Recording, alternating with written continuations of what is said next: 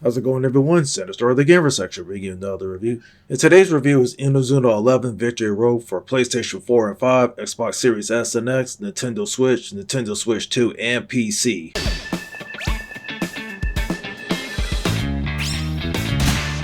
Is Ume Sasanabe, the main hero who loves football, aka soccer here in the States. However, something traumatic happened to him back in his past that now he's unable to play. He ends up in a school where he doesn't have the sport at all and wants nothing to do with it. And that's until he sees talented players that reignites his passion for the sport. Take it easy.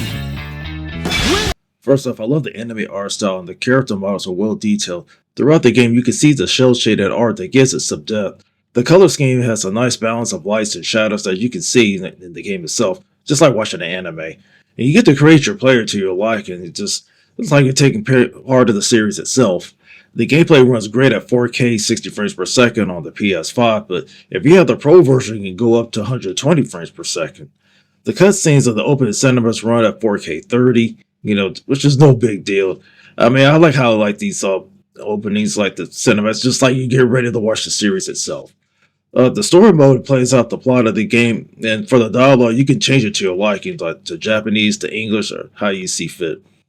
Speaking of fit, like the music fits the tone of the game. This is usually like watching the series, and the devs took liberties to make the presentation stand out from the previous games.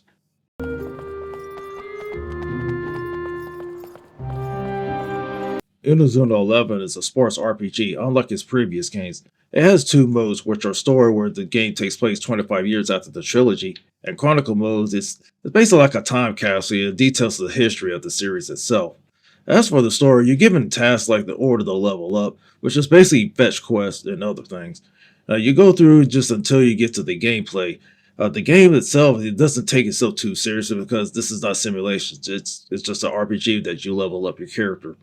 During gameplay, you use special skills with your teammates, like slowing down time, for example. And as you level up, more skills become available. And also, you have to recruit players and stuff like that. I mean, you get the lower tier players all the way up to the legendary players.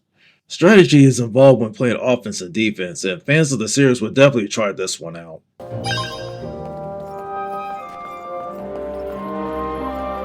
There are issues with this game that hurt the experience, and one of the problems is at the beginning, where you're doing repetitive fetch quests.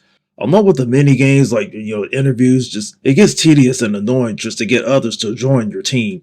And also, if you want the best stars, you have to do some heavy grinding to obtain them.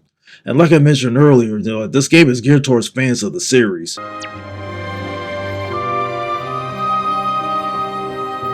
For that, I give Inazuma 11 Victory Road a 3 out of 5. Thank you for tuning in to the best place for independent gamer journalism, and that is the Gamers section. Be sure to hit like button on the video, and please subscribe to the channel.